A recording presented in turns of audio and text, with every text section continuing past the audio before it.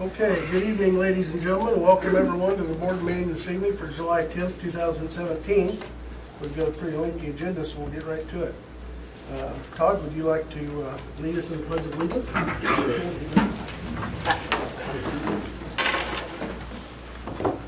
Pledge allegiance to the flag of the United States of America and to the republic for which it stands, one nation, under God, indivisible, with liberty and justice for all.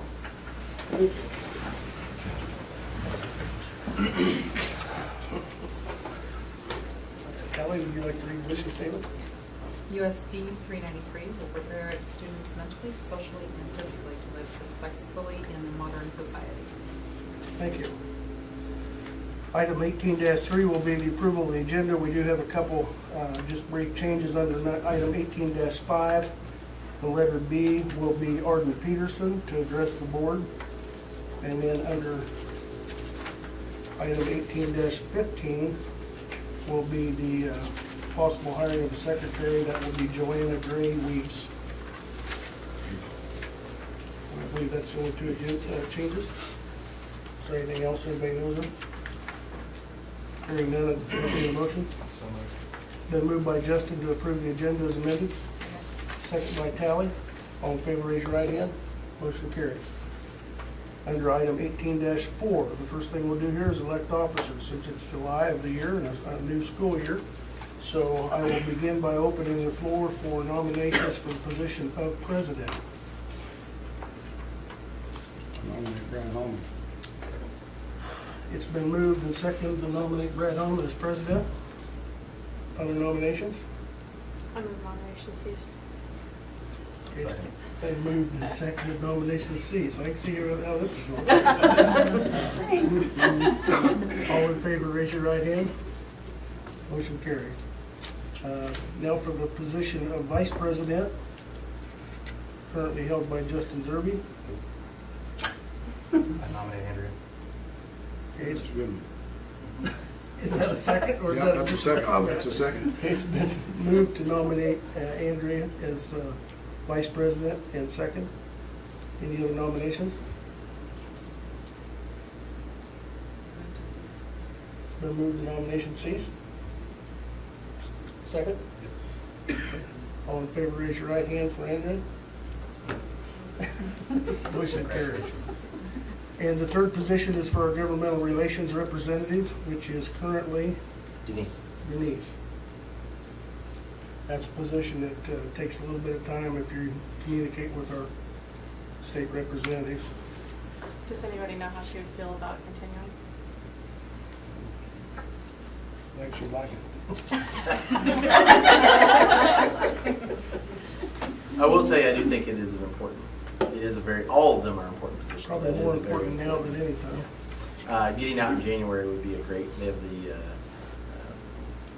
day at the Capitol per se, to where you can get a chance to meet with all the legislators at a specific time where they make sure that they're available. So that's actually a good time. And then of course your conferences, your KSB conference for you guys and your voting delegation. So that would be one. You have multiple. So that'd be a good one to And attend. it does take some flexibility with your employment Yes, to be able to it attend does. those things. So.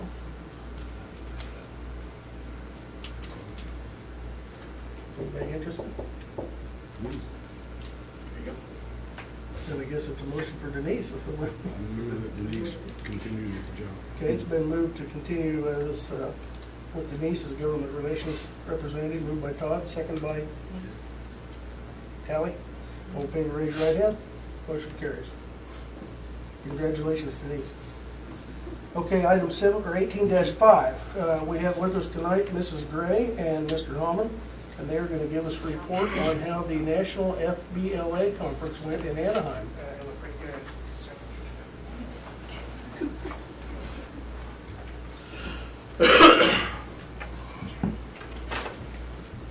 Thank you for coming.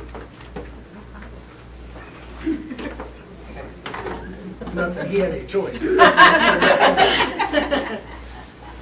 So we have a few goodies. We brought a few sentimental items while we kind of get started. So here are the brochures and different things if you want to look through them. And I'm going to pass around his lapels. I'll get that. You get yours here. And then, of course, we have to share the big trophy.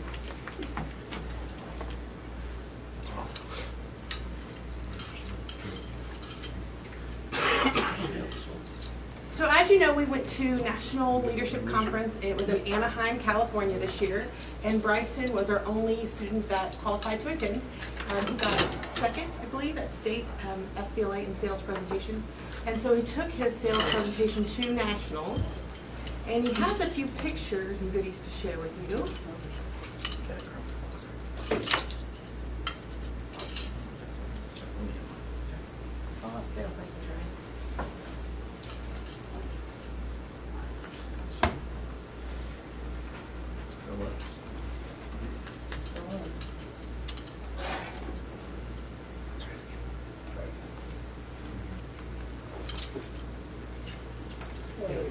All right.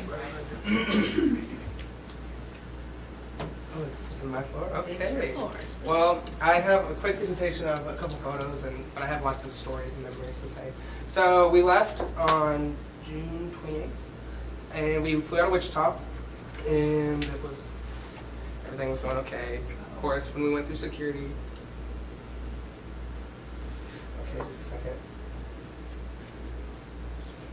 It's still connected.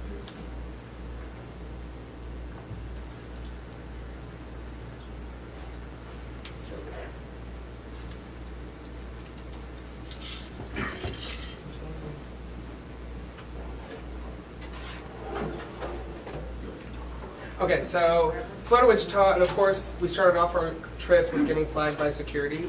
And so for the first 20, 30 minutes of us being at the airport, we were getting patted down by security. So that, of course, started the trip off amazing. And then we flew there. It's beautiful there. Lucky I came back because it was beautiful there. It was, the day we went to the beach, it was 75 degrees. I don't think that's out there. That's very impressive.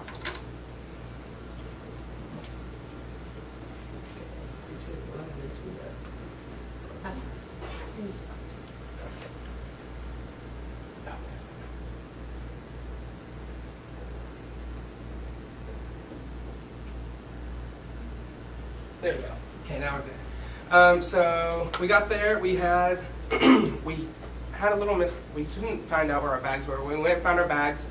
Then we figured out Mrs. Gray spoiled me. We had a little extra money, so we got a chauffeur. And so we came up, and he had supposed to be my name on it, but it said Brandy Hammond. So we were like, I'm guessing that's us. I was like, I'm guessing that's us. So we go to Brandy Hammond, and on our way from LA to Anaheim, it's about an hour, and we had a bunch of traffic, so it took a little over an hour. And so at first it was kind of awkward with this guy, because of course he didn't know who we were, we didn't know who he was. He was very, very nice. And so we talk, about 30 minutes in, he starts telling us that he drives Adam Levine around, he drives Gwyneth Paltrow around, he drives all these famous singers nowadays around, he drives them to parties, he drives them to the Emmys, the Oscars, all that kind of stuff. He does after parties, he does everything. And it was honestly amazing, because we were like, wait, no you don't. He goes, yeah, no, Mrs. Gray was sitting Adam Levine's seat. in Adam Levine's seat that he sits in the car. You know. And so it just made it a little better from Brandy Hammond to finding out that Adam Levine was in the same car. So that was good. And then once we got into Anaheim, we went, and oh my gosh, Disneyland is a block away from our hotel. And so it's like Las Vegas. Have you ever been there? There's a strip, there's stores and that kind of stuff. Disneyland.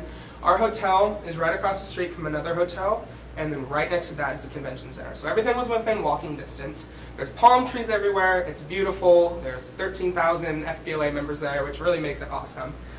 And so as soon as we get there, she goes, and I give her my bags, and I run off with another school. Because, of course, it's just me, Mrs. Gray, and all her kids and family. And so Baldwin City FBLA is who I bonded with the whole trip. And so if I wasn't with Mrs. Gray, I was with Baldwin City FBLA. And so I went with Baldwin City, and we went to Downtown Disney. Downtown Disney is free. It's like a little shopping center. You have to get your bag searched and everything in order to get in. There's places to eat. It's all Disney themed. That picture is actually a band that plays cover. Oh God, gosh, they're so bad. It's all 80s music. And so I enjoyed it.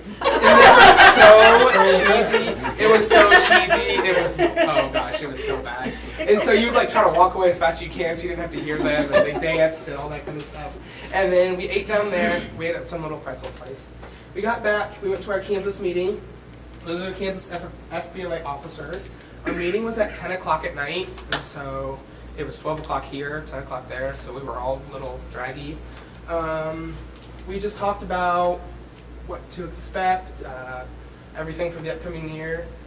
And then we went back and I met my roommates and we went to bed because we had to get up early next morning. So, day 2 was Disneyland and opening ceremony. This was the best day so far.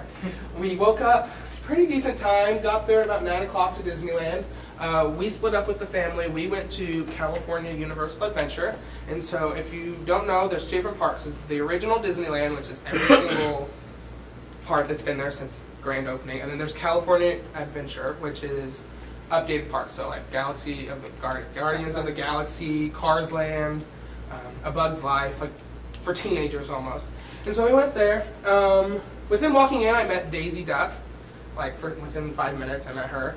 This is actually more important is Mickey Mouse. I met Mickey Mouse too. That was towards while we were leaving, but that's more important, so I put him up there.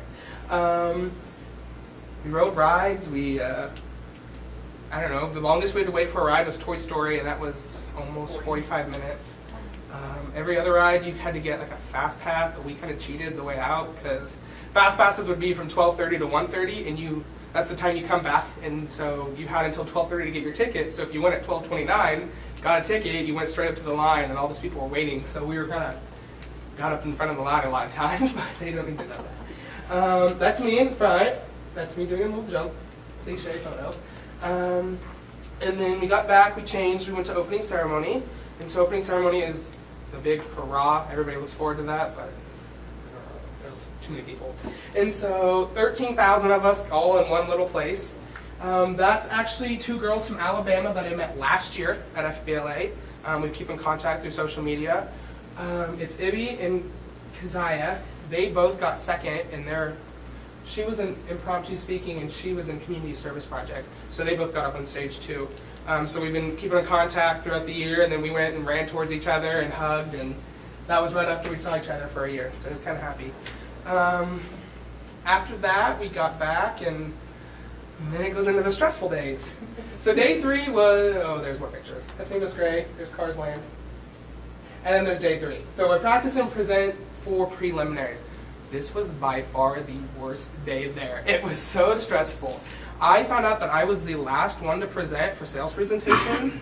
And so there's 7 sets of 14.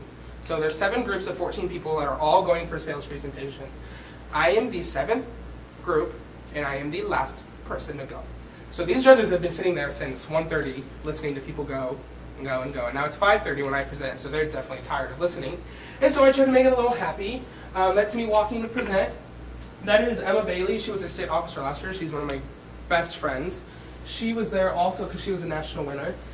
And that's her, actually, she listened to my speech 5 or 6 times. So I know she was getting tired of it. If you can see that face, you can definitely tell that she's definitely tired of hearing about salad dressing. And so that was me again. I was about to go. That's me coming out. I rocked that presentation. That was the best presentation I've ever given on that. And I think it was just because I walked in and I made the atmosphere mine. I made them like me. I don't want to say it like that, but I made them like me. I started off with the joke. I did my presentation afterwards.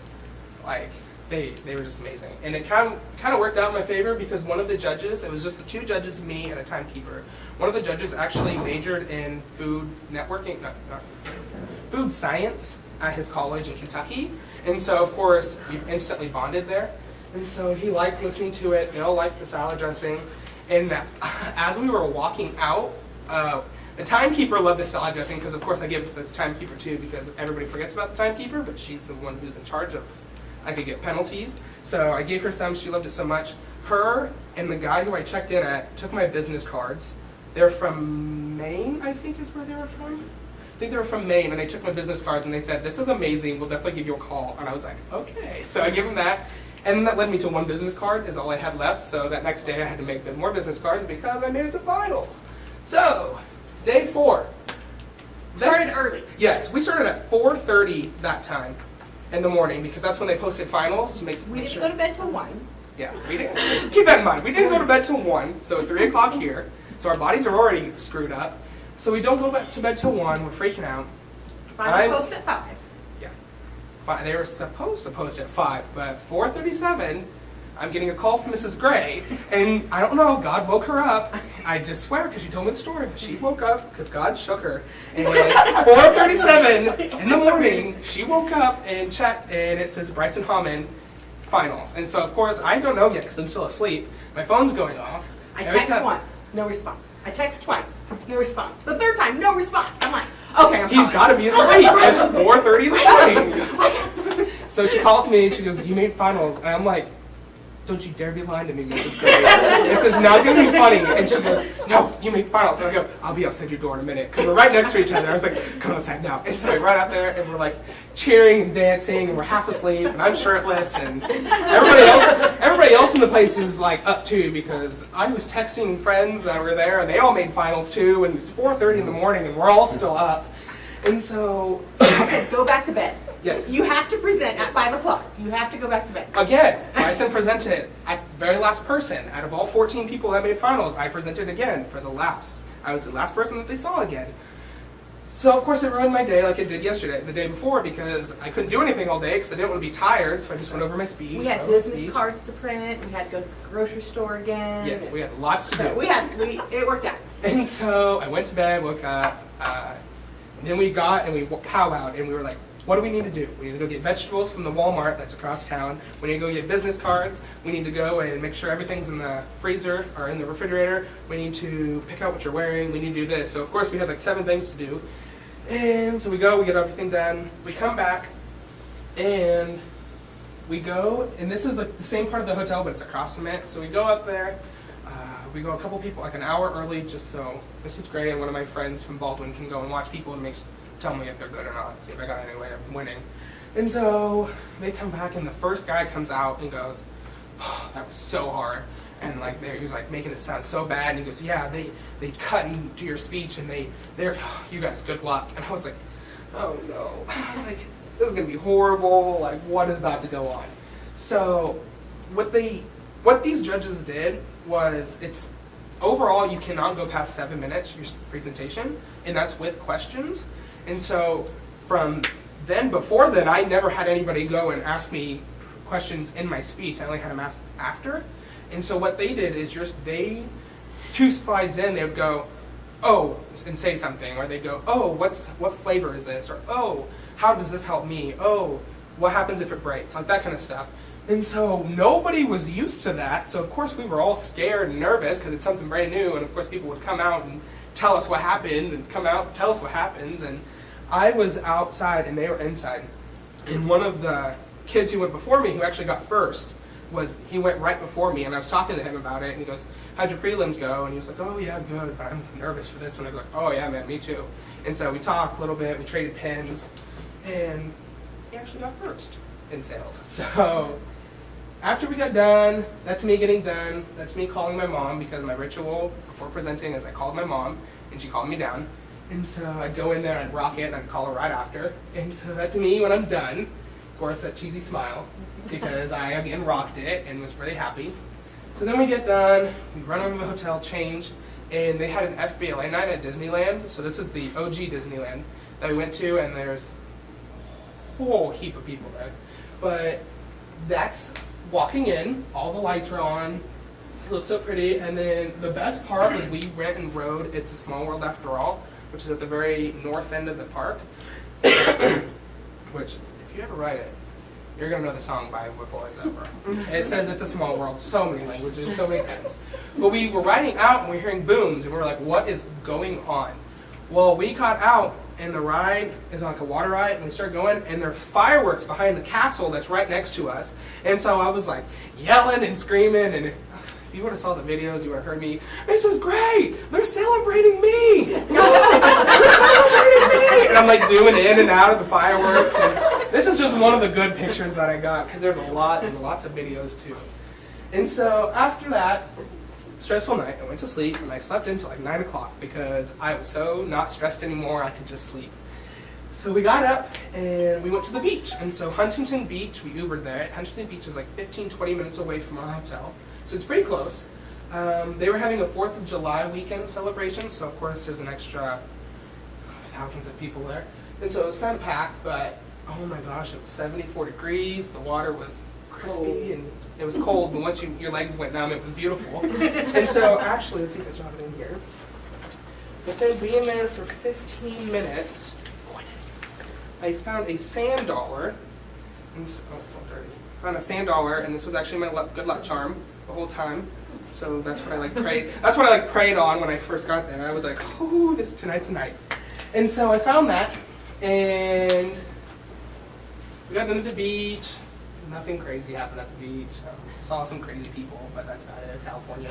Went back to our hotel, and I was changing, and I was just thinking, and I was like, I'm either going to come back a loser tonight, or I'm going to come back a winner, and I don't know what I'm going to do. So of course we changed. We went, and yeah, I changed. Came. That's me before finding out anything. That's before any opening ceremony, like closing ceremony. And then, If you haven't been to a FBLA, like if you haven't seen it, what they do is they have so many kids that they're bringing up on stage. There's like over 70 events. And so they put the kids in like a holding tank, is what they call it. And so it's like 2 or 3 times before you actually get on stage, they announce who the top 10 are. So like that is the moment of truth, right? You know if you get on stage or if you don't get on stage. So everybody, like 2 or 3 events before your own, you're like freaking out.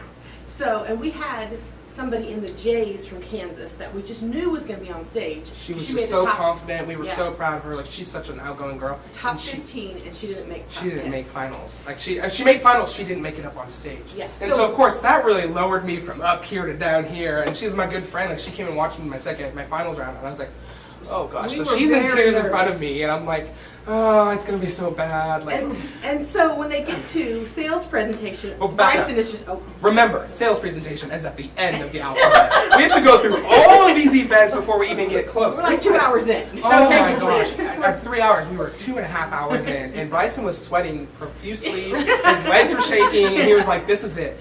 I was going over my presentation in my head, my finals round, and going, what did I do wrong? Did I go over the time? Did I not leave? Did I leave something? Did I do something like that? And I was going over my head, and so we get to sales presentation, and this is it. Everybody from The whole Kansas Kansas FBLA sits together. knows me. Okay, you know me. I talk a lot to a lot of people, so I start to bond with people. And so there's like girls over here that I don't even know that are holding my hand. There's a state officer here holding my hand. There's people in front of me looking back at me holding my hand, and I'm like, oh, okay, this is it. So we go through the sales presentation, and they list the top 10. So they take the top 14 to finals, but there's those four people that do not get up on stage because they're not good enough. But we're not going to say that. But so they take the top 10 up on stage, and they do 10 up. But what they did was they said 1 name, 2 names, 3 names, 4 names, and so I'm not with Still not Bryson. Still not Bryson, and 6, Bryson's 7, freaking 8, out. No Bryson. 6, 7, 8, and then 9 was Bryson. And so they said, I was sitting down, they said, Bryson Hammond. And everybody from Kansas stood up and started screaming. And we're like, yeah! Because only 9 people from Kansas made finals in their events. Out of all 450 that were there, 9 people made finals, and only 4 or 5 made it up on stage. One group got first, I got third. There were about 11 award winners total, but that's because there's multiple areas. Not all of them are presentations to have that final elimination round type thing. So we had, I think, from Kansas, like 11-ish winners. And so they called my name. I'm so excited, like shedded 1 tear when I did that because I was so pumped. I go up to the stage into the holding area, and Ashley Ronninghouse was the president last year of the state of Kansas, and so she graduated, so she's going to Wichita State for business. So she's up working with them, like interning there. And so we hug each other, and she goes, I made them say your name last because I know you did go last every single time. So I was like, are you serious? I was like, are you serious? And she goes, yeah, I made them say your name ninth. They wanted to say your name second. And I was like, oh my gosh, that ruins it. And so we went up on stage. I'm, of course, freaking out, and of course, like I told you guys a state, you guys remember that, they went up from 10, they go 10, 9, 8, and it wasn't 10, 9, or 8, so I was freaking out By even more. 7, I'm freaking out, you know. Because I told myself, just being up on stage makes me happy, and that's what I did. I accomplished my goal, which was being up on stage. And so I got up on stage, 298, not me. 765, not me. And I was like, I'm within the top 5. Like, this is legit. Like, they're not lying to me now. Like, this is happening. And they said 4, and it wasn't me. And I'm like seeing Mrs. Gray, like, on the back. And I was like, what's going on, Miss Gray? Like, they haven't said my name. And then they said 3, and they said my name. And I was like, oh, this is happening. And so I go and I shake the hands. And I actually got 3rd, so I got $100, which, it's a lot. But compared to first place, it's a 3rd place got $100, 2nd place got $200, 1st place got $1,000. So it was a steady increase really quickly. And so I'm happy. I'm happy that I got 3rd. I'm happy with everything. And so as soon as I got off, I went and I took a picture with all the winners. And I talked to the guy in 1st place, and he was, I want to say he was from Missouri or Nebraska. I think he was from Nebraska. And he was very nice, very, very nice. And so I talked to him a little bit, so congratulations, and we parted our ways. Then I went and found Mrs. Gray in the Kansas section, and we were all excited. And so that, of course, that was me calling my mom right afterwards. My phone, of course, was blowing up because in California, there were so many people that nothing would load. So I couldn't message anybody back or text anybody back or comment back until the next morning. And I had hundreds of notifications, hundreds on hundreds on hundreds, and I couldn't say anything to anybody, and I felt like I was enclosed because I couldn't say anything. So I felt bad. So that was me calling my mom, so excited, and then right after that's me and Mrs. Gray, pumped, and that's it. I think that's what I have. But the next day we got up, ate breakfast, cooled down a little bit. I had a dance right after that. I had a dance with all the kids. And that's it. I mean, I just think it's crazy because when I went to downtown Disney the first night, there was a fountain and I threw a penny in and said, please just get up on stage. That's all I wished for. Just please get up on stage. And I actually got 3rd. So dreams come true. And the cheesy end way to end that was dreams come true. And so I'm just glad that I'm starting to grow our FBLA chapter. I've, like I said on Facebook, I'm starting to plant seeds. And I'm hoping kids will actually see that this is actually a fun thing to do. And but there's more than just going and dressing up every year. There's more of that. So I just want to say thank you for sponsoring me and letting me go, and hope I'm making Kansas and Solomon full of pride. So, thank you.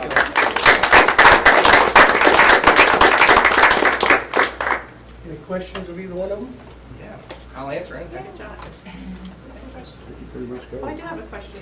So when they put you in order and you were always last, is that That's random? just the luck of the draw. That's like random. they would just Wow. put me last for no reason, and I used it to my advantage because I always would go in there. Like, I know she didn't watch my prelims, but she watched my finals because there's 30, 45 people that could come in for my finals. But I would walk in there and I'd start setting up and I'd go, aren't you guys just tired of listening to people? And they'd be like, oh yeah, but you're our last one. And I'd go, oh yeah. And then they would be like, oh, do we get to taste that food? And I'd be like, oh, you just wait. And they'd be so happy. And yeah. Bryson reworked his presentation when we were in Oh, California, yeah. so we changed it to, I don't know, the order and the flow, I think, went a little bit better than our round at state. And I really think that helped his presentation as well. We did that the day of me presenting. Let's say that. We redid the whole thing. We got up at 8 o'clock and we sat down in the lobby until 3:30, redoing my whole presentation. Yeah. And I have a cold, so of course it was like a lose-lose Forgiving. scenario. Like, it was not going good for us. So when we found out I made finals, I was in tears. I was so happy. Yeah, I think the new presentation flowed well, especially with the interactiveness of the judges, because in one instance in finals, the judge was getting ready to ask a question. Bryson was like, oh, let me share this with you, click, and the answer was on the next slide. So I think that really helped his presentation out a little bit, so it was exciting. But. Bryson, have you presented to your comrades at Mr. Case? Have they I seen your did it. presentation? I didn't want to jinx it, to be honest. I did it in front of one waitress that worked there with me. But I did not get, I was like, I'm not going to jinx it. I just don't want them to know yet. And so I will be going in later this week to show them my trophy and telling everything. Oh, but for people in the audience, this was actually, when you get there, you have state pins. And so there's a little Kansas one right there. Has a buffalo on it, a sunflower. And so what you do is you go and you buy them, they're $1 a piece, and you go to people from different states and you trade with them. And so I have everywhere from, I got a Puerto Rico this year, I have a China, I have a Haiti, I have Colorado, Utah, just everybody. You just go and it's networking. You go and you meet people and you talk to them and you trade pins with them. And so then you actually get to talk, the face-to-face interaction really helps with a lot of people. And so I have 2 years worth of these, so of course I have this one, and then last year I have the same exact one with even more. And so, yeah, that's why I know so many people, because I talk a lot. It is very impressive to see how they get to know each other year after year. Even like the couple from is it Alabama. And, it's funny to watch Bryson network with all of these people, not just from Kansas, but across the country. And the fact that he stayed in contact with them from Atlanta to Anaheim, it's really a cool process. And so I think it's really helped out a lot. You guys have any other questions that you can think of?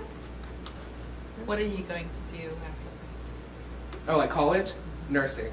Like, not business. I'm going into this? You nursing. don't want to go to, I mean, I don't know. I'm just good at talking, and that's why people like when I did sales presentations, because I'd make them happy and try to sell them something. And so, I don't know. That's been the key. Nursing is my planned major is next year. So. And the key is to really match the kid with the event. And so this year, I think We hit it on the nail. We We hit hit it it on right the on the nail. head. It was Yeah, good. we did good. You know, last year we did tech with Hallie, and it really worked. And Cameron and Brian all did the tech stuff, right? It really worked. And then this year, Bryson was, going solo. So we had to find something that really meshed well with him. And so this one just really worked out well with his personality and his ability to talk in front of others. And so it really worked. So as we continue to learn more about FBLA and get involved in more activities, it'll be a little bit easier to connect kids with things that work best for them. So anyways. Thank you, Mrs. Thank Gray. you. Thank you. Thank you guys. Thank you. Thank you. Put us all on the map for us, so. Makes me hungry now. Okay, our next presentation is Arden Peterson, and would like to address the board. Arden, welcome. You may bring back old feelings, come back to a board meeting. We're welcome to have you back. Been several years since I've been involved in a board meeting. Thank you for the opportunity to let me address you and speak to some things that I became aware of a little more last night at the meeting.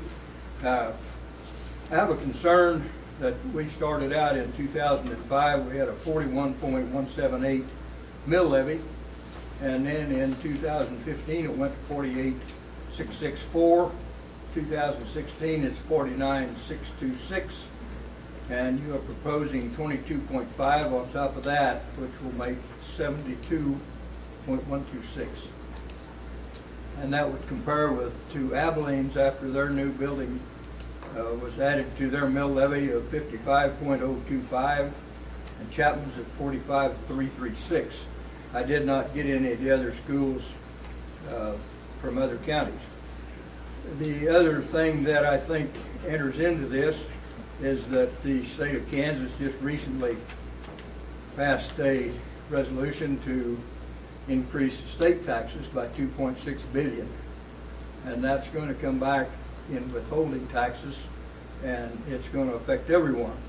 The county is also proposing a jail and law enforcement complex, and I'm not sure what the tax rate will be on that, but I'm sure that there'll be some increase.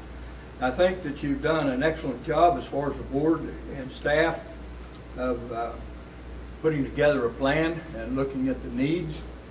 I guess what I'm thinking is that with the economic situation today, the way it is, it will put Solomon area at an economic disadvantage to the area around here with a mill levy as high as that. And so I guess my thinking is it would be a good idea to either scale this way down or else postpone it for a year or 2 or 3 and kind of let this economic situation shake out, see how it works with the ideas that President Trump has. We know that there's going to be some tough decisions that he wants to make with the cutbacks he wants to make. Agricultural budget is being cut back, and so we're not looking at really good, easy times coming up.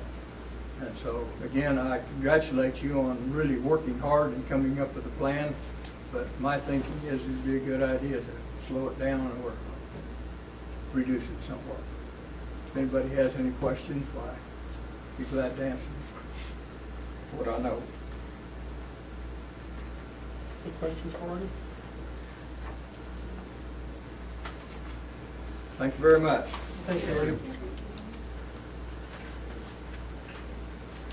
Okay, our next item is 18-6, and that's the approval of payment of claims and bills. Has everybody had a chance to review those? Are there any questions of staff?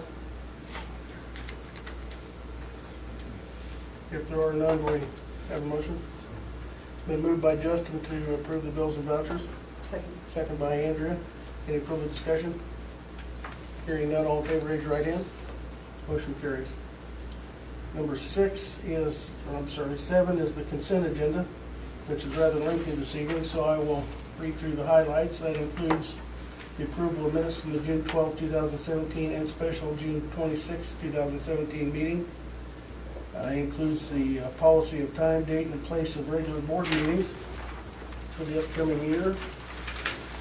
It includes the special appointments to include the clerk as Dean Anzamba, acting clerk as Beth Duryea, records custodian Dean Anzamba, treasurer Becky Matthews, federal program director Justin Cope, the Capers agent is Dean Anzamba and Beth Duryea, food service determining officers Nick Owen and Shaylin Wooster, district hearing officers Justin Cope, health insurance contact is Dean Anzamba, compulsory attendance officers Nick Owen and Shaylin Wooster, homeless coordinator is Ted Long, freedom of information officers Justin Cope, compliance coordinator is Justin Cope, activity account administrators will be Nick Owen and Shaylin Wooster, the Title I director is Shaylin Wooster, our legal counsel is Vic Jacobson, and the wellness coordinator will be Kelly Cope.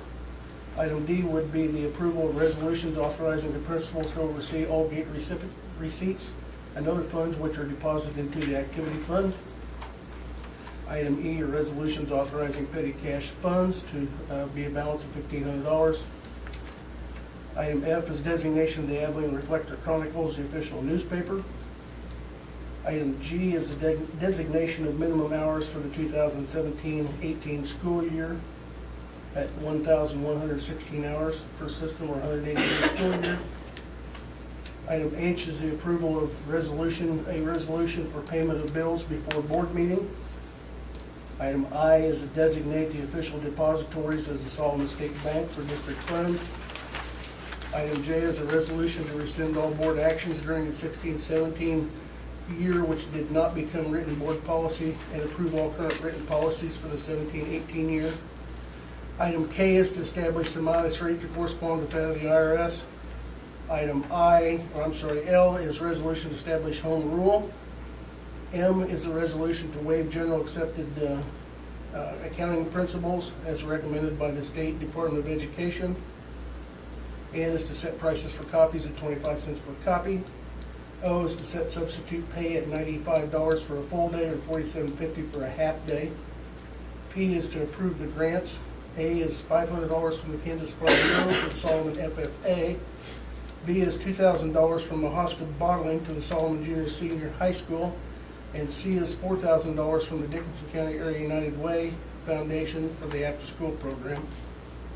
Q is to approve an out-of-state trip for the FFA officer retreat to the Kansas City, Missouri area.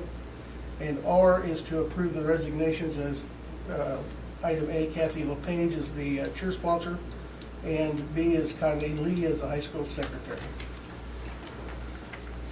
Yeah, well, anything we want to do that, or mouthful? Is there a motion? It's been moved to approve the consent agenda by Justin, second by Andrea. Any further discussion? Hearing none, all in favor, raise your right hand. Motion carries. Moving on to reports. We don't have very many this evening. Do you have a report at all, Justin? I do. Just a few highlights real quick. Talk a little bit about last night, the evening, for our focus group that we had, community members here, to sort of discuss the plans that we're going to talk about later on. I'll start there. I thought it was very well attended. There was around 15 of them here, and we met for about 3 hours, some of them for 3.5. I think I finally got home about 11 o'clock. But there were great questions, great community input. Several of them are in the audience tonight that were here last night. I thought it was good feedback from our community. Good chance for them to see the designs for the the first time officially, you might say. The website, I do want to note that our website is up and running, and it has everything out there for related to the bond is out there, from the questionnaires to the patron insight to, there's also a place at the bottom. If the resolution is passed later on in the board meeting, there is also a place where they can make comments, have questions from community members as well. And we'll have more on that later. A couple of the other things that are happening right now as you walk around. We're looking at the the capital outlay projects that are happening right now in transportation. If you walk around, you'll see that we're finally we were finishing up this week the carpet install. The classrooms up here will be finishing up. Painting the hallways, and the deep clean is on, and I mean deep clean. It's been great. iServe has done a great job in cleaning and getting the place looking fresh and clean. We've got mulch coming in, and weeds have been sprayed. You can see when you walked in, you saw the dead weeds. So anyways, we'll get that all taken care of, and then just getting it ready to go for the school year. It's amazing that we're here in July at an organizational meeting, and before long we'll have kids in here. I know camps are going on right now, volleyball and football, so that usually means we're about 4 weeks out from the start of school, really getting going. So all sorts of things. Next week is our buses are all done ahead of time, and we have our inspections for all our transportation vehicles next Tuesday, so it'll be a wild day then usually. Other questions? You think the buses are looking okay for this coming year? Yes. That's pretty good. We should be okay. Probably the only thing moving forward that we might look at is possibly another vehicle with some miles that are on our excursion. So we'll have to look at those a little bit. But other than that, as far as a bus, I think that would be, right now it's projected, right now in your capital outlay plan is not a bus this year, the following. So, Okay. Any questions for Justin? Okay, thank you. Our two principals are not here tonight, so we'll move on to rec report. We don't have a rec meeting until next week. I know they're finishing up ball season, I think, this week, so. I know a couple of our ball teams have been playing for first and second place this weekend, so it sounds like they're doing pretty good. Parents and teachers report. It's in there, but I want to note, I want to make sure everybody is aware of something that's in there. And parents as teachers, because of the legislature this year, it has changed. They're still going to take on the Parents as Teachers, which is a national organization, so they're still going to do that. But Sarah pointed out in her report the fact that now they can do it from birth until 5 years old. So all the way up until they start kindergarten, they can actually provide services. So they're going to open up play groups for anyone that age, I do know, and then possibly look at it down the road and what that might look like, because I think that's a great thing. So for anyone who might need that service, it's a great thing. PAT is a great thing, and I always wondered why it quit at age 3. So it's a good thing that's going to continue the gap there. So that'll be a good thing moving forward. It looks like they've got play groups set up on every Friday this Yep. month, and a pool party on the 21st. Yep. So, for those that aren't aware, we changed our direction a year ago, I guess. It was a year ago. You know, and went with, we combined services with the Harrington and Rural Vista districts with parents as teachers, and it's worked out really, really well for us. I'm glad the direction that's gone, so. Okay, thank you. Next is item number 9, which is a presentation on bonding the facility project, and we have Dustin Avey here from Piper Jeffrey to explain to us that process and our options. So. Good evening. Appreciate the opportunity to be here this evening. And, some very good presentations by the young man too. I was very impressed. Really, I guess a couple of items this evening. I guess the first thing, obviously, you looked at some numbers already related to the financing plan for the proposed project that has been reviewed and discussed here recently. Really just wanted to go through some of those details with you and discuss some of the options related to the financing plan of the proposed project. And then obviously the second thing we have is a resolution this evening which outlines and defines the scope of work that's being completed and the bond that would be issued in an amount not to exceed the proposed amount for the project. So maybe start with the financing plan first and some of the details, and answer any questions you may have, and then get into the resolution second, maybe the best approach. From a financing plan perspective, a couple of different components go into it. Obviously, the first thing being interest rates, and as you can see from the chart, we're not at record lows, but we're very close to record lows. About 96% of the time since 1987, rates have been higher than their current levels. So as we look at doing any sort of bond financings, obviously we're still at a very favorable rate level for doing these sorts of projects. As you move forward, I guess a couple key components to the overall mill levy plan and impact for the proposed project. Obviously, there's two things besides interest rates. One's valuation, and the other one is state aid on bonds, and I'll just want to spend just a brief moment on both. From a valuation perspective, we have received your 2017 estimated valuation from the county. That valuation actually went up 3%, actually a little less than 4%. What's interesting to note in this is that really over the last 10 years, you've grown at slightly less than 3% over the last 10 years, less than 4% over the last 5 years, and your last 3-year average has been slightly less than 5%, which is very good. I mean, in most cases, in most districts, we're seeing growth nowhere near these levels. So I think this is a very positive thing for the school district to see this sort of growth level in your valuations. State aid on bonds, somewhat bad news. And as you know and are aware, legislation was adopted. Really been adopted twice. Once adopted in 2015 and then kind of reaffirmed in 2016. Really changed the formula for state aid on bond issues. And if we were to have bonds outstanding right now that were approved by voters prior to July 1 of 15, the state of Kansas would be paying 19% of annual principal and interest payments on those bonds. Due to legislative action here several years ago, that changed, right? So the state still looks at every school district's assessed valuation per pupil. That's really kind of the wealth matrix the state uses to compare districts on a wealth basis, on a per pupil wealth basis. What happened was when they changed the formula, they capped the poorest district in the state at 75%. So for example, the poorest district in the state is Fort Leavenworth, which there's no valuation, right, because it's on a military base, and so therefore they're considered the poorest district in the state.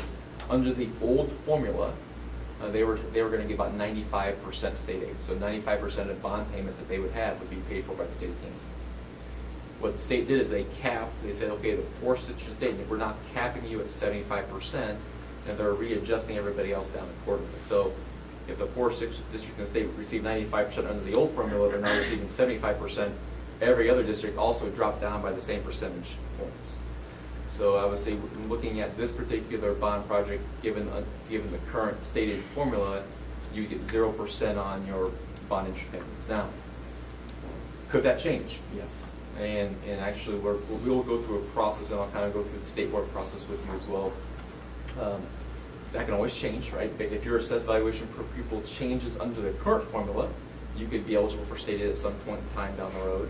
Or if the legislature at some point takes action because of either inequity, right, or lack of funding related to capital improvement state aid, that may change it as well. But at this point in time, there's no indication that will change, but it's certainly something that could be entertained at some point in the future.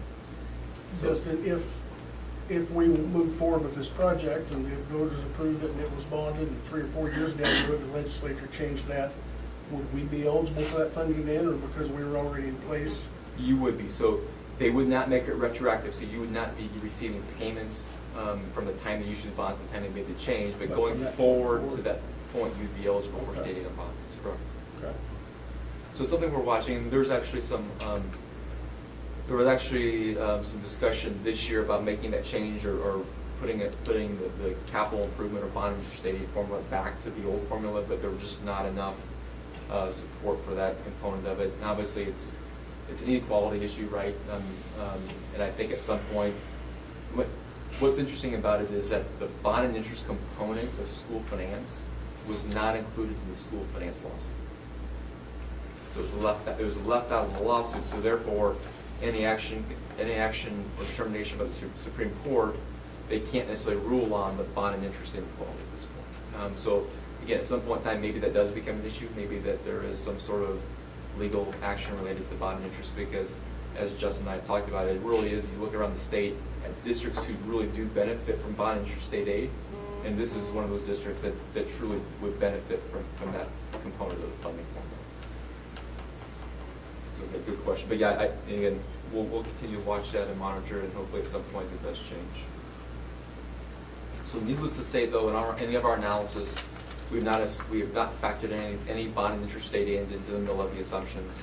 In addition, we're not assuming any sort of growth in anywhere near your historical averages. We're assuming a 1% factor in your valuation growth. So again, as you grow, that's good news for the school district. That means your mill levy for bond and interest can go down, but from a mill levy projection standpoint, we're assuming a 1% growth in valuation. Again, mill levy history, you've kind of seen this, this data before, but just kind of wanted to share with you kind of what those trends have been in all your funds for all general LOB, capital outlay, and bond and interest. Under tab number 1, we get into some specific numbers, and really bond projects in Kansas can be financed for up to a 30-year term. Really what we've looked at here in just our conversations and the numbers you've seen, we really kind of looked at the 20 and 25-year financing term for the proposed project, and really it's trying to balance, and I really commend the district, is really trying to balance needs and affordability and trying to figure out how you can make this sort of project work. And part of that equation is looking at the financing term of the project. So it really wants to review 20-year bond financing, estimated interest rate about 3.3%, and we're about 30 basis points higher than the current market. So if we were actually in the market today selling bonds for 20 years, we'd be closer to 3%. So again, we're trying to be a little bit more conservative on interest rates as well in the analysis. The mill levy impact would be 26 mills on a 20-year financing. Again, 1% valuation growth, 0% state aid, 26 mills. The second page, all the same assumptions related to valuation, state aid, and interest rates. Again, we're going from a 20 to 25 years, so the rate's going to be a little bit higher. So it goes from a 3.5% rate. Again, we're probably closer to a 3.25% rate in today's market, but based on these assumptions, 3.5%, 22.5 mills would be the impact for financing the proposed project over a 25-year period, assuming the 1% valuation.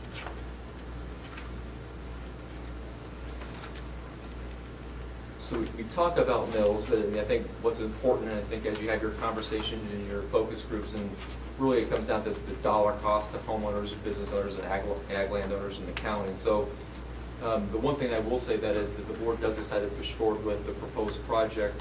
I know the website has a lot of good information on there. We can actually help provide kind of a tax impact calculator that you could put on the website that someone can go in and say, hey, my home's valued at $75,000. They can put in their value, and it kind of indicates what the impact would be to them specifically.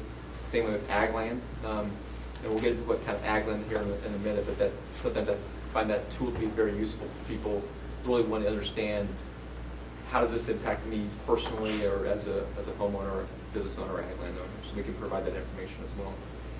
But really, it really just compares 20 and 25 years, the 26 mills to the 22.5 mills. Again, looking at the median home value in Dickinson County at a little over $100,000. And again, the state doesn't provide the specific data to the Solomon School District. It is really kind of per county data. And so we can certainly try to find that information. If that information is available, we can obviously update this appropriately. But we want to provide some various values, so anywhere from $50,000 to $200,000 home. And I'll just use a $75,000 home as an example. Monthly impact of 22.5 mills on a $75,000 home is $16.17 per month. And you kind of see how that impacts all those various home values. And what's interesting to note is when we look at residential property, it's based the assessment ratio is 11.5%. So you'll say, well, why is this different? Why is it different from residential property to commercial property to ag land property? Well, the assessment ratio is different for each of those. So it's 11.5% for residential property. What I mean by that is if your home value, your fair market value is $100,000, you're only taxed on 11.5% of that value. So that's really what used to calculate what the assessed valuation is of a particular property. The next one is the commercial property, and a commercial property is assessed at 25%. And I'll go to the next one, which is ag land property.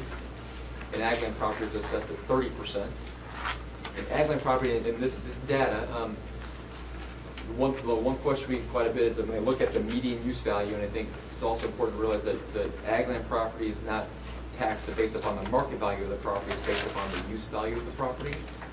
And we get these numbers from the state of Kansas, and so sometimes we hear ag landowners say, well, these numbers really don't look accurate to me compared to what type of land I have. And I said, that's probably very likely. I said, we go to the state website, and there may be 60 different soil types in Dickinson County, and so we just take the median use value of all those soil types to give us what the median is for dry crop land, irrigated land, and pasture land, grassland.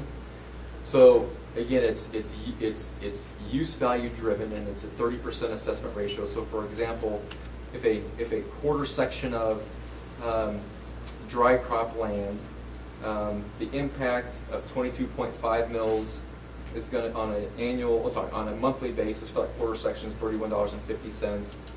The cost per acre, right? If I do cost per acre on dry crop land is $2.36 per acre, based upon 22.5 mils. Again, this is based upon the median use value of soil types in Dickinson County. But again, we can provide the calculator, online calculator, so someone says, I got 80 acres, they can plug in exactly what their per acre value is, and they can get the actual cost to them as ag landowners. So I guess questions on that information?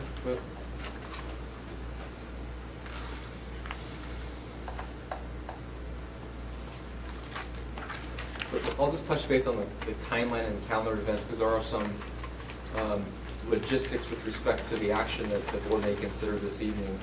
Upon adopting the resolution, there's a couple different requirements. Number one is because the bond amount being proposed exceeds 14% of the district's valuation, there's a requirement for, that any school district that has that, does exceed the 14%, file an application with the State Board of Education. And quite frankly, most districts, if not all districts, do exceed the 14%, so this is really kind of a formality in the process where we submit an application to Dale and Craig. They review it, they put it on the consent agenda for the state board meeting in August. State board has never denied an application, so it's, again, just really kind of formality in the process. But in addition to the requirement when you exceed 14%, the other reason why we do this is that if you ever become eligible for receiving state aid, one of the requirements is that the State Board of Education, there's a group that meets that reviews these applications. They have to approve the project so that you can be eligible for receiving state aid. So again, you don't receive state aid now, but we are going through that process so that if at some point in the future you are eligible for it, you have received approval not only for exceeding 14%, but you've also received approval for receiving state aid on bonds. So that's really the reason for the application. There's a number of publications that you'll see in the paper.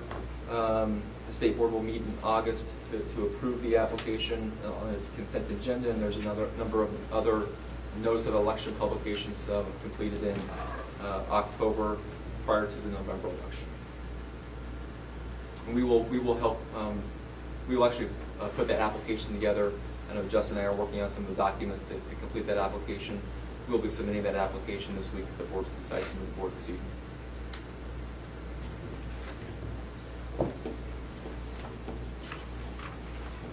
So that is really kind of the financing component of it. I would say that in addition to taking action on deciding to move forward with the proposed project, the other component of this is really for the board to decide on what financing plan is most appropriate for the project. And the reason why that is because there's a number of, obviously, communication with respect to the mill levy impact is important going forward, as well as there's some information that we need to complete in the election documents, which pertain to the financing plan that needs to be completed as well.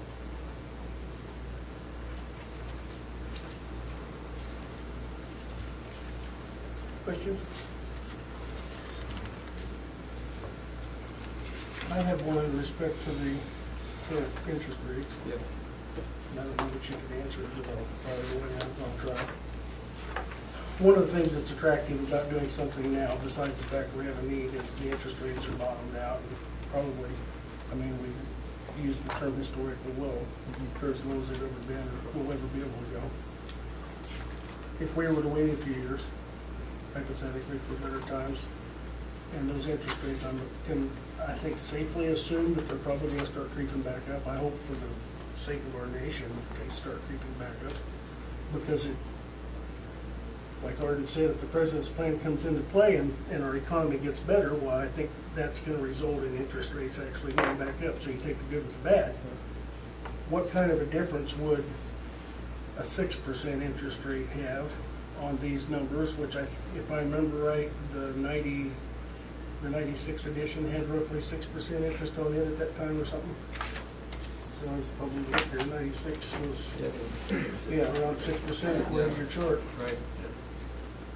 I mean, or with what our numbers look at right now, me as a homeowner with a $50,000, $100,000, $200,000 home, if I look to spend another $150 a year in taxes, and if we wait, will that interest rate creeping up in the better times make up that difference, and I'm still back at that $150 mark out of my pocket? Mill levies aside, because I don't like to compare mill levies to other districts. I don't know what their evaluation is, State aid. you know, and I don't know what the budget is, so it's not a fair assessment. But I'm looking at the money out of pocket for our taxpayers. I mean, are we kind of shooting ourselves in the foot by holding off, or are we better off to take advantage of the current low interest rates and get them locked in?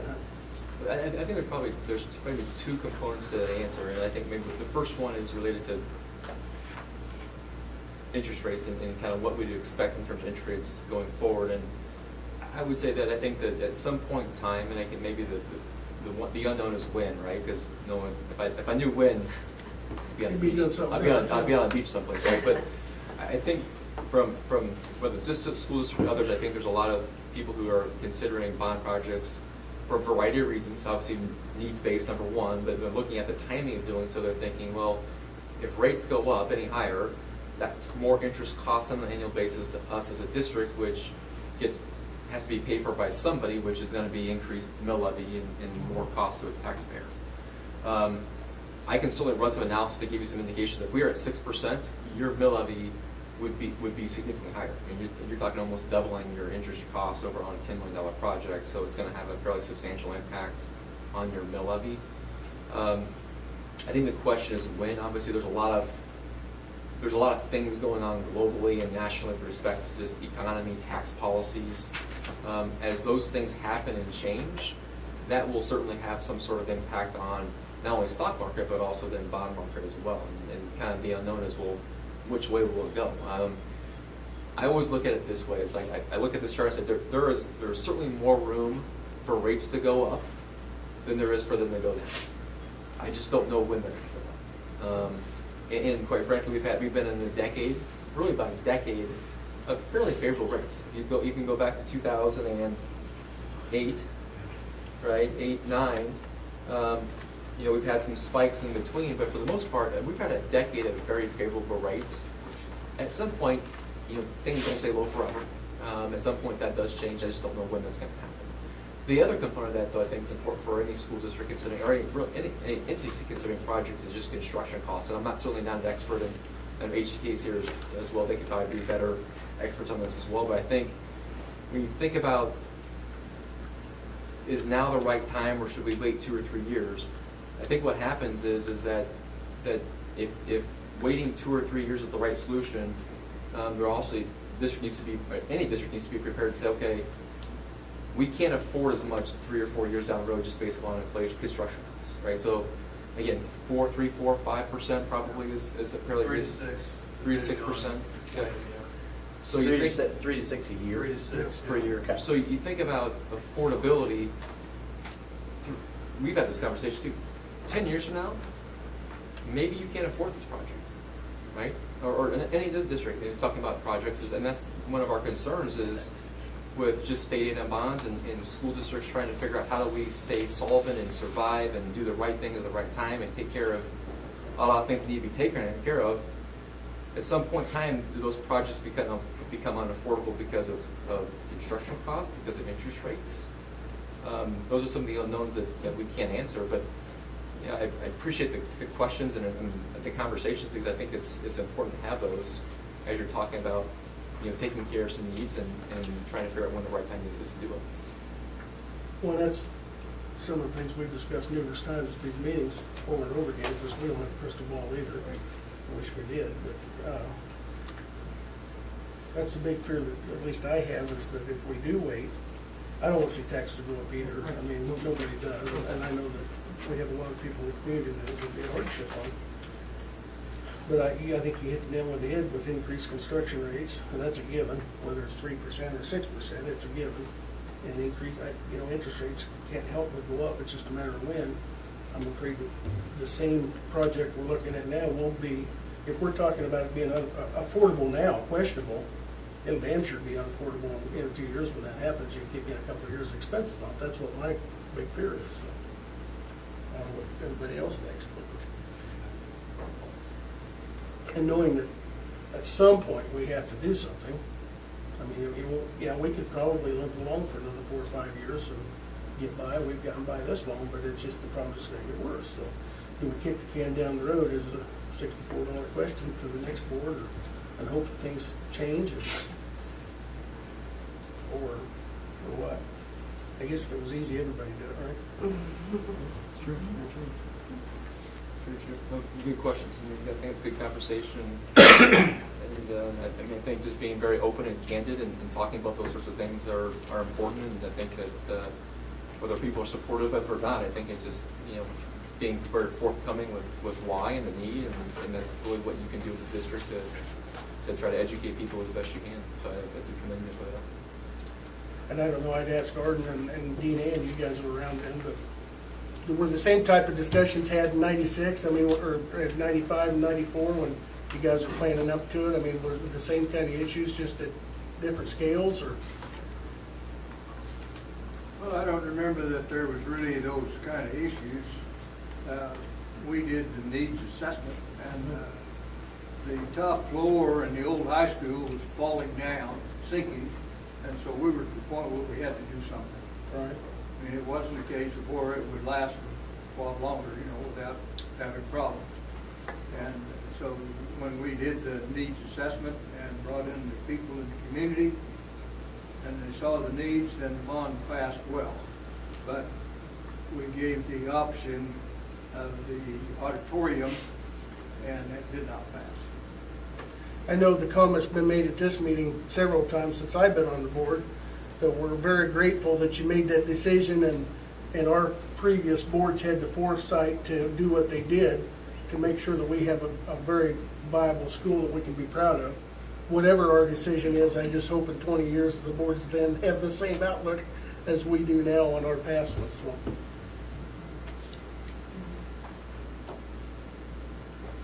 Any other questions of Dustin?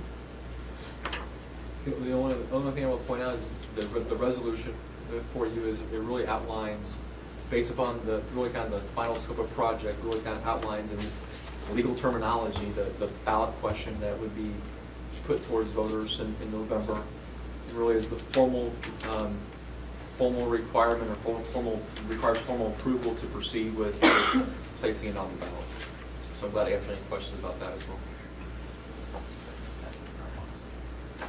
Did the group last night see this stuff at all, or any of the? Yeah. Okay, so you guys have seen Yeah. that?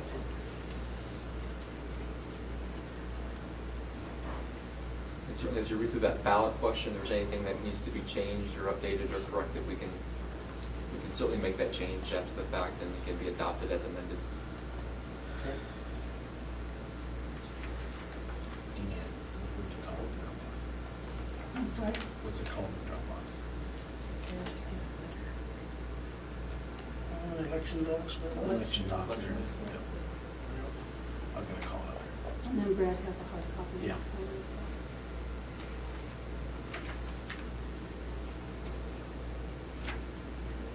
You'll see a lot of blanks in the document. Those will be completed after consideration. We can see. Well, that question had been down on it too somewhere, I assume, right? It does, yeah, and Mac, I can just read this. It says, shall Unified School District Number 393, Dickinson County, Kansas, Solomon, issue general obligation bonds in an amount not to exceed $10,980,000 to pay the cost to construct, furnish, and equip additions to the existing campus for new classrooms, kitchen, cafeteria, and storage areas, and demolish the existing elementary school building, renovate, furnish, and equip existing areas for new classrooms, shop class, STEM lab, band room, and office space, construct, furnish, and equip improvements to existing district facilities for enhanced safety and security, increased educational and operational efficiencies, infrastructure, parking, building technology, playground, track, and HVAC improvements, and ADA and other code compliance, construct, furnish, and equip a new bus storage facility and demolish the existing structure, make all other necessary improvements pertinent thereto, and then pay the cost of the issuance and interest on said general obligation bonds during construction of the project.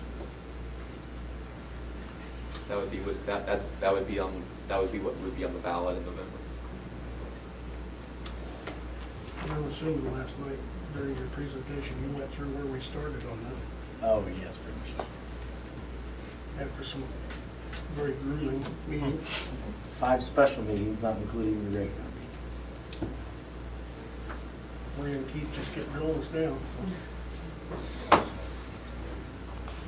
5 special meetings as well as a day long with the staff, and then another with our strategic planning. That's not including the breakout with the strategic planning groups either, so. Okay. Any other questions, Dustin, or conversation?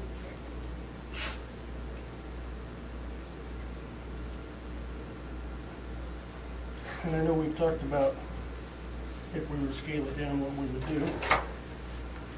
I don't know if we had any good options for scaling it down any more than where we're scaled already.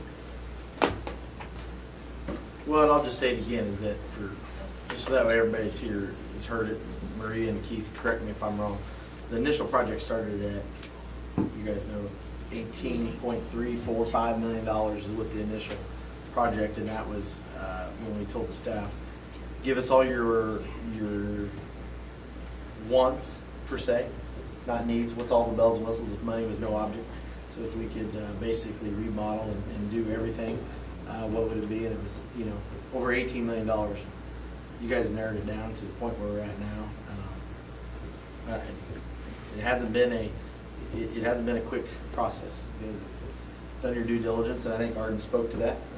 In that group last night, the focus group, was very commendable. I think every one of them understood that this was not just a second thought. I mean, we took several thoughts on this one, for sure, in getting to this point.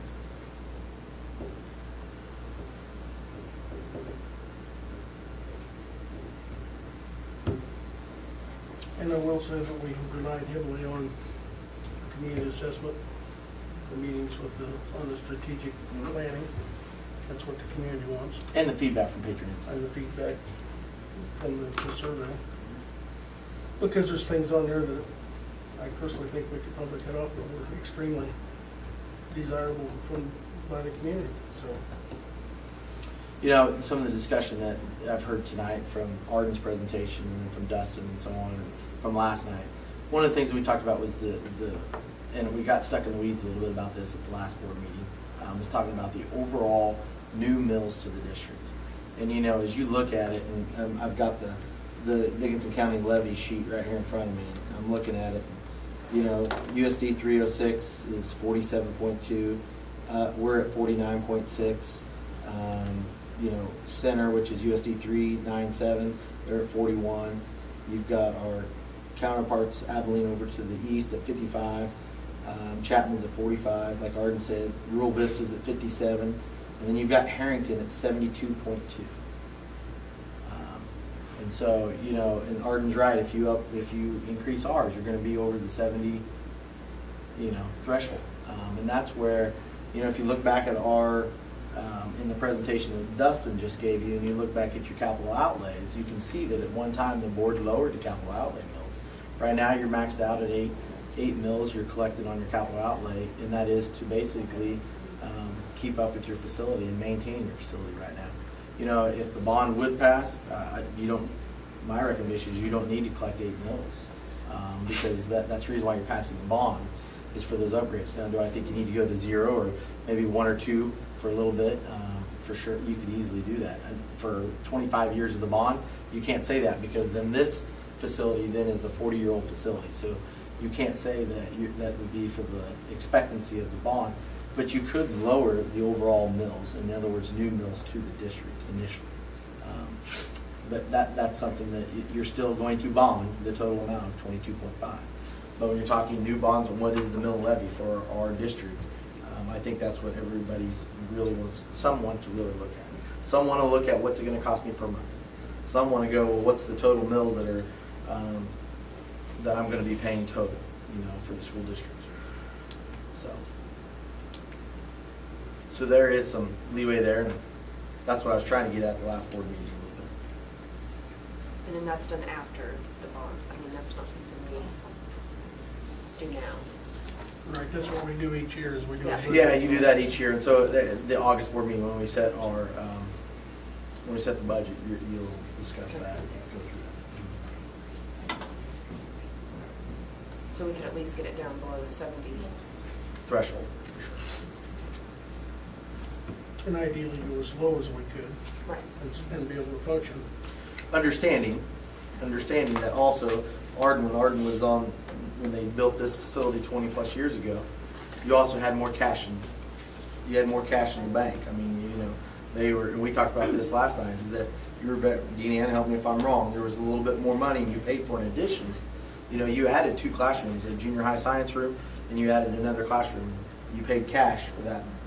We paid cash for that, but when we started the project 27 years ago, we committed $800,000 of capital outlay money. We had that much money. in Right up capital front? outlay, right up front. You don't And have- that was in addition to the. Which we don't have now, Which we really. don't have.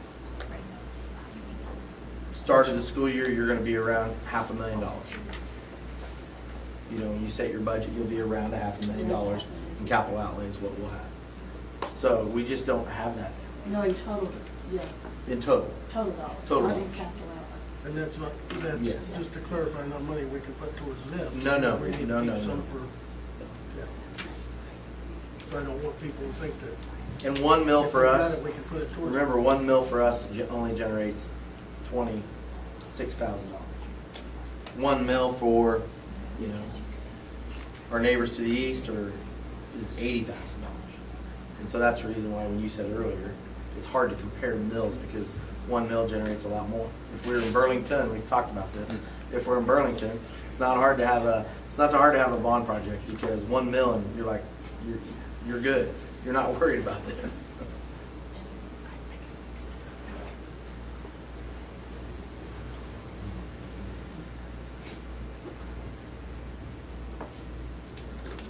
Anything else for, the architects are here as well, for you guys. Dustin's here. Any questions for them? But my understanding is if we want it on the November ballot to put to the voters, let them decide, and we need to get the resolution done tonight to meet the timeline. Correct. Because like Dustin just mentioned, we've got to take it to the State Board of Education for their approval and go through the process. Right, and that's, and we could do it tonight. Really, the deadline from the state board perspective would be in August. So, we could do this in August. You could take action in August, if you so preferred, but tonight would be fine too. It's really whatever the board desires to do. And a number of things have changed with state aid, or with more legislation, right? So one of the legislative changes this year was State Board of Education cannot approve bonds in excess of the aggregate amount of principal that was paid out by all school districts in Kansas the preceding year. It's about $330 million. Well, so right now I bet there's probably about 200 bonds that have already been spoken for of that $330 million, and there's probably another 75 to 100 probably getting ready to be called for November. So the concept is that it's going to be, and again, we don't know what the procedure is going to be because that has not been outlined by the State Board of Education or by KSD at this point in time. But at some point there'll be some sort of criteria where school districts will have to apply well in advance to make sure you get allocation for bonds a lot sooner than what we're doing right now. And the conversation I've heard at the legislative level is that there will be a requirement, if that ever comes back, that the legislature approves every bond instead of the state board. Very well could be. But the thing that upsets me is that if you decide to move forward on this, we're receiving no state aid, but yet we still have to You go still through do, the process. Right. It's not, that's exactly right. It's not contingent. Which is frustrating, because Right. those retired bonds, anyways, never mind, we'll get into the political side of it, sorry. I'll be quiet. Frustrating. The reason why I say it's frustrating, I've told you guys this, I'm gonna say it anyways, is that because it hinders the small schools. The system is set up to where it really,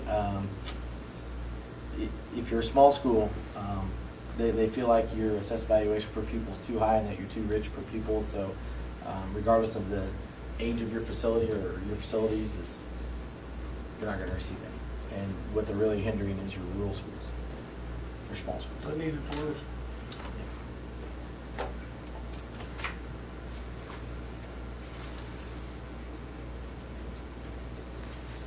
And I guess it's not all bad news, because if we were sitting here having this discussion and interest rates were at 6%, even at our estimate, we probably wouldn't be having this discussion. Because if you doubled our interest rates over a period of 20 or 25 years, I think it would be out of reach.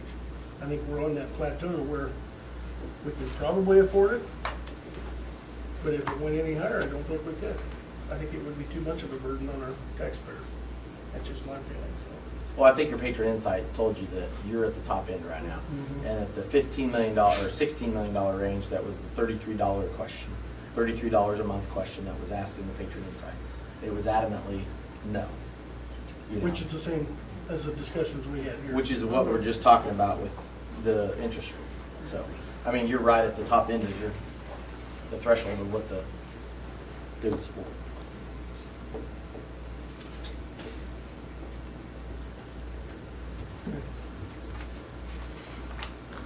So where do we go from here, board? The next item on our agenda is item number 10, which is consider a resolution calling for bond.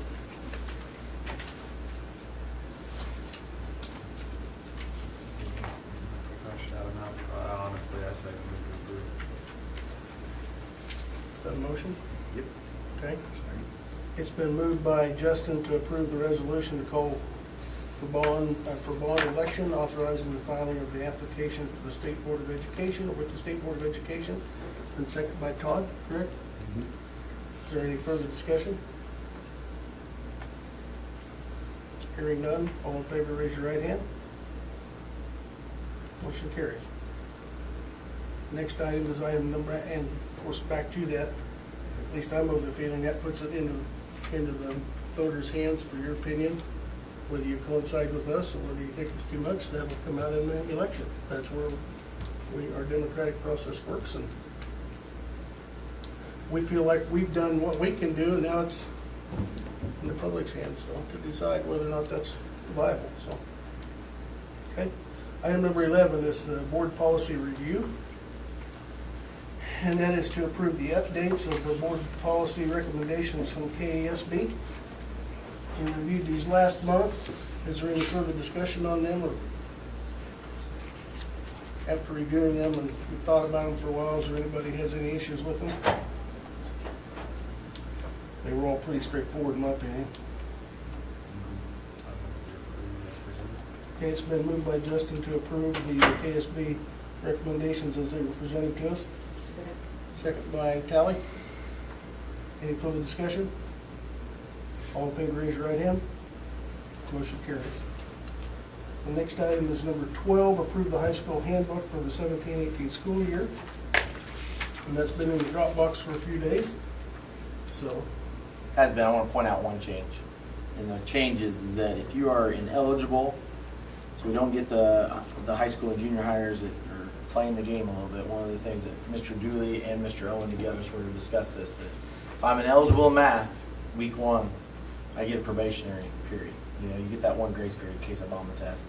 If I become ineligible in ag class the next week, you're ineligible to play any activities. You're not eligible. at Who you all. pointing at? I'm Who's- looking at who's Mrs. ineligible? Tunn. Oh, Mrs. okay. Tunn. Okay, I just- No, it's her client. Mrs. Tunn is ineligible. What I was getting at is the fact that we had some of them that would pay a lot of attention to their studies in math, get eligible to where they could play, forget about another class, fail that class, get eligible in that class, then fail the next class, and they were playing the game just so they could play sports. To me, that is a reward. If you're going to participate in a team sport, you need to be committed in your studies as well as whatever that sport, and not just sports, I need to say activities as well. It needs to be across the board. I agree. Funny how they work that system once they learn it. Once they learned it, it was hard to get some of them off of it. Are there any other questions on the handbook that anybody saw? I move that we approve the school handbook. Okay, it's been moved by Andrew to approve the handbook for the 17-18 school year, second by Justin. Last chance for questions. Hearing none, all in favor, raise your right hand. Motion carries. Item number 13 is to approve the textbook fees for the 17-18 school year. Last year, we had a flat $60 per student, with those qualifying for reduced moving to $40 fee. And those for free lunch were a free rate. This will be the third year in a row if you decide not to Seems increase. work pretty good. Yep. I'll move to approve the textbook fees as stated. Okay, it's been moved by Carrie to approve the textbook fees as presented. Second by Justin. All in favor, raise your right hand. Motion carries. Item 14 is technology improvements for the 17-18 school year. This is specifically a discussion of Chromebooks for the junior high and the future rotation. Correct. So you approved a technology plan. This will be the third year of that 3-year plan. Is that right? Yes, third year of the 3-year plan. And one of the things that my Dropbox not working. Is it working? You guys surfing back there in the background? Chromebook quotes? The Chromebook quotes. You have it open? Yep. Okay. If you will look, if you have it open, I apologize. It's frozen on the resolution. I can't get anything to open. But one of the things you will notice is there's several quotes on there. Mark did a great job of gathering them. One of the things that we heard was our iPads here at the junior high were not being necessarily utilized. We were missing out on some keyboarding skills, so we looked at it. What it would be to update. That stays within your budget. I'll just tell you that right now. It's within your budget and what you approve for a technology plan. One of the things I wanted to note on there is the fact that you'll notice that we quoted and looking at it through. So the 7th graders this year will get, if you approve, will get the Chromebooks, new Chromebooks, and then they'll get another one when they are sophomores. So we're going to test drive sophomores as well. They will get new Chromebooks this year, and it'll follow them all the way. Trying to figure out exactly the iPads. Elementary school, not as much utilization. Trying to figure out what the rotation and what it actually will, the longevity of the Lenovo Chromebooks right now. The other part that we're deciding and going to try with our sophomores, and it is $100 more. It's going to cost us about $2,000 more. Within the technology budget, though, is the fact that going to a touchscreen. So we do have our sophomores, and so you notice how everybody is utilizing their phones and utilizing. So our sophomores will be the only group that has it, but they'll be able to where you can flip over and they do it, and it's amazing. The Chromebooks are only it's $100 more in technology, and it's still cheaper than an iPad. So I want to point that out. You're still saving money because you're not going down the road of Apple. So you're saving your district a little bit of money on that side of it. So the one that I proposed, which I can't get up there, the recommendation is the one from Two Trees. Yep, is the Two Trees quote that he presented. Looks like there's 4 quotes that were received, actually 5. 5 quotes, yep. The highest is $16,187. The lowest from Two Trees is $13,944. I don't know why it's not coming up. But change mine's working this year. It's not working. Sorry. And included in all those quotes were also an extended warranty that also allows us to have complete control of the device. It'll also allow us to remotely filter all content, whether it's here or whether they are in California. They'll have to touch our filter. Not that that would ever happen, but it would allow us to do all content tracking, which is a new, will be completely updated and and ready to go this year, which is great, which is awesome. That keeps the kids from visiting sites that they shouldn't be visiting. That is correct. And we were getting to the point to where a teacher will actually be able to look at their screens. That also includes cases, protected. That cases. includes cases as well. Yes. Junior high will not be allowed to take them home initially. We'll have to earn that right. Mr. Chardine, Mr. Owen, and Mr. Dooley all had a meeting about that, so that'll be a little bit of a change. But they'll still be able to have the opportunity to take it home in case of homework, in case they don't have it. So it was also asked, can't remember who it was, someone asked me, what about if I don't have internet access at home? Okay, if we don't have internet access at home, what do we do? The nice thing about Chromebooks is you can download it, you can take it home and still work offline. So if they do have a document, you can download it and take it With home. the iPads, they can't, right? iPads you cannot. But I will tell you, iPads I think are a great tool for our elementary. It's just a little bit easier for them to use, especially at the lower elementary. Okay, the bids for the Chromebooks. Is there a motion? The two trees one? Yes, sir? Two trees, I'll yes. move to approve as presented for the two trees one. Okay, it's been moved to approve the Two Trees bid at $13,944. Second. Second by Andrea. Any further discussion? Hearing none, all in favor, raise your right hand. Motion carries. And I'm glad that keeps us on track. That's something we started, 3 years. well, longer than that with the iPads. Yep. 5, 6 years ago, and we've been on that rotation, and we're way ahead of the curve, so. The next item is 15, hiring of a possible hiring of a secretary. I guess it's not hiring at this, possible at this point.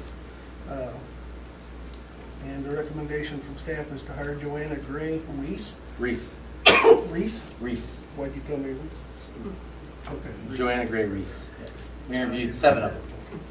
7 of them, and it's awesome. She's a Solomon alum. Came back home. It's great. Great to have her. We're excited. Okay. Okay, it's been moved by Justin to approve the hiring of Joanna Gray Reese. Second by Carrie. Any further discussion? For elementary secretary. For elementary secretary. Okay. I'm telling you what, it's been, okay, sorry, I just want to make sure. You don't need the we scale, just the Reese scale. Yeah, just the Reese one. All in favor, raise your right hand. Motion carries. Okay, future dates and topics. We have July 24th and 31st as a special board. We talked about that. We Meeting don't need- date? Nope. Not using that. Pardon? We don't need that. We do not need that, so that's off the table. August 14th will be the next meeting. July 31st and August 1st is enrollment dates. August 15th is in-service for the teachers, and August 23rd already is the first day of school. Wow. Okay, is there anything else needs to come before the board this evening?